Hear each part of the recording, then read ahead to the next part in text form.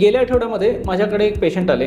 त्यांचं नाव होतं प्रकाश पाटील आणि ते मला विचारत होते की त्यांना कॅन्सर डिटेक्ट झाला होता आणि योजनेमधून त्यांनी कॅन्सर सर्जरी करून घेतली.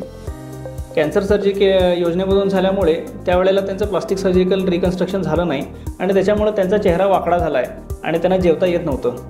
तर त्यामुळे ते माझ्याकडे आले की मला प्लास्टिक सर्जरी करून हा जो वाकडा झालेला जबडा आहे तो पूर्ण सरळ करून द्या. तर हा जबडा सरळ करता येतो का, तर त्याच्याबद्दल आज तुम्हाला मी माहिती देणार आहे.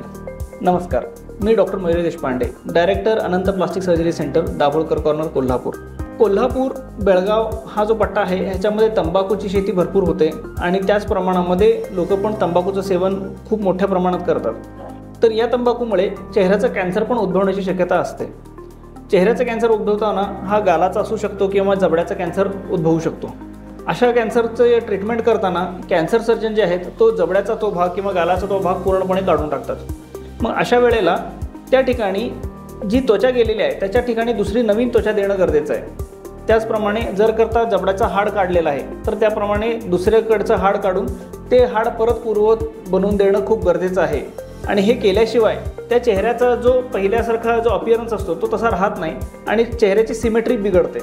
समजा जबड्याचा कॅन्सर असेल आणि कॅन्सर सर्जननी जबड्याचा काही भाग काढून टाकला तर जो उर्वरित जबडा आहे तर त्याला सपोर्ट जातो आणि सपोर्ट केल्यामुळे ते हाड हळूहळू फिरू लागतं आणि दाताची जी एकामेकात बसण्याची जी अरेंजमेंट असते ती अरेंजमेंट बिघडते आणि त्याच्यामुळे दात एकावरती एक घासत नाहीत आणि यामुळे पेशंटला अन्न खाण्यासाठी, चावण्यासाठी किंवा गिळायसाठी सुद्धा त्रास होऊ शकतो. या सर्व गोष्टी जर करता कमी करायच्या असतील तर प्लास्टिक सर्जरी करणं खूप गरजेचं आहे. आणि ही प्लास्टिक सर्जरी ही जेव्हा कॅन्सर काढला जातो त्याच वेळेला करणं खूप गरजेचं आहे. असं का आहे? कारण काय आहे की जेव्हा आपण सर्जरी करतो तर कॅन्सरच्या पेशंटला फक्त सर्जरी नव्हे तर किमोथेरपी आणि रेडिएशन थेरपीची पण गरज असते. आता कॅन्सरची सर्जरी जी आहे ही लढाई असल्यासारखी असते. तर याच्यामध्ये सुरुवातीला जी सर्जरी करून जास्तीत जास्त कॅन्सरचा जो दिसणारा भाग आहे तो भाग पूर्णपणे काढून टाकला जातो. पण त्याची कॅन्सरची मुळं ही पलीकडे पण पसरू शकतात आणि ती डोळ्याला दिसत नाहीत. मग अशा ज्या पसरलेली मुळं आहेत त्यांना नष्ट करण्यासाठी म्हणून रेडिओथेरपी आणि किमोथेरपी दिली जाते. कॅन्सर हा सबंध शरीरात पण पसरलेला असतो. जेव्हा त्याचा साईज 2 सेंटीमीटरपेक्षा मोठा होतो तर त्या ठिकाणापासून दुसरीकडे पसरण्याची क्षमता ही वाढत जाते. जेवढी मोठी गाठ तेवढं त्याचं शरीरामध्ये पसरण्याची शक्यता जास्त. तर त्यामुळे जर करता जखमा किंवा गाठी कॅन्सरच्या मोठ्या झाल्या असतील तर त्यांना किमोथेरपीची गरज पडते. शरीरामध्ये पसरलेले हे जे कॅन्सरचे सेल्स आहेत त्यांना नष्ट करण्यासाठी किमोथेरपी देण्याची गरज आहे. त्याचबरोबर जेव्हा कॅन्सरची गाठ जबड्यावरती होते तर ते लिम्फॅटिकच्या थ्रू अवदाणामध्ये पसरते. अवदाण म्हणजे लिम्फ नोड्स असतात, तर हे फिल्टरिंग स्टेशन्स असतात. तर त्याच्यामध्ये सुद्धा कॅन्सर जाऊन अडकू शकतो आणि तिथे कॅन्सरची वाढ होऊ शकते. तर हा लोकल स्प्रेड प्रिव्हेंट करण्यासाठी रेडिएशन दिलं जातं. आता किमोथेरपी आणि रेडिएशन हे एका प्रकारचे विषच आहेत. शरीरावरती विषप्रयोग होतो. ज्या विषप्रयोगातून जे कॅन्सर बाधित सेल आहेत ते मरून जातात आणि जे कॅन्सरनी बाधलेले नसलेले जे पेशी आहेत त्याच्यातून ते रिकवर होतात. तर अशा प्रकारे ही ट्रीटमेंट चालते. तर ह्या ट्रीटमेंटमुळे काय होतं की ज्या पेशींवरती किमोथेरपी आणि रेडिओथेरपी दिली जाते तर त्या पेशींची जी जखम भरण्याची क्षमता आहे किंवा रिकवर होण्याची क्षमता आहे ही कमी होत जाते.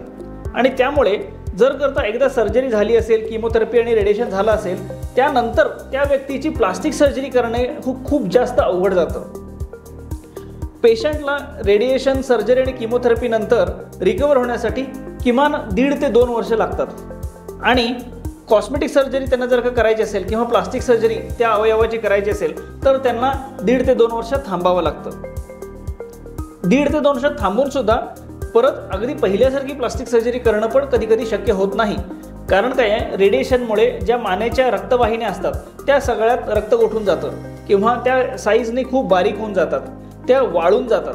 तर अशा कारणाने आपल्याला दुसरीकडनं जर करता हाड किंवा स्नायू जे आहेत ते त्याच्या रक्तवाहिन्यासोबत घ्यायचं असेल आणि त्यांना इथनं मानेच्या रक्तवाहिन्यांशी जोडायचं असेल तर ती प्रक्रिया खूपच अवघड होऊन जाते आणि कधी शक्य पण होत नाही.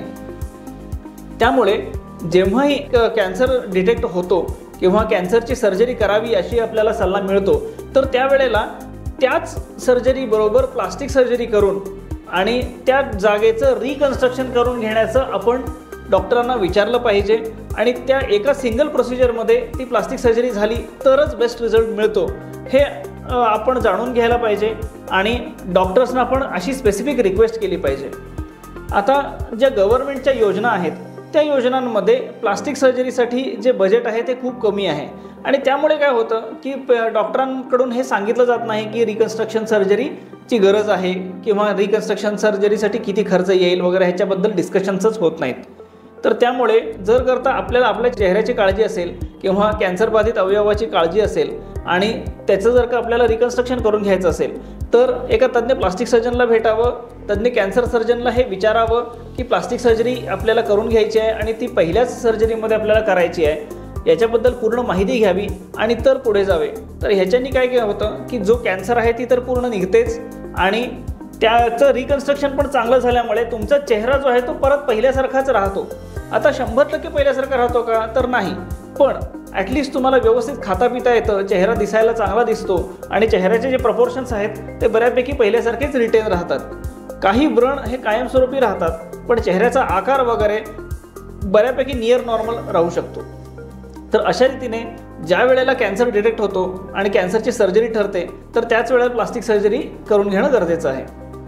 तुम्हाला आजचा हा व्हिडिओ आवडला असेल तर लाईक करायला विसरू नका। पुन्हा भेटू आपण पुढच्या व्हिडिओमध्ये। नमस्कार।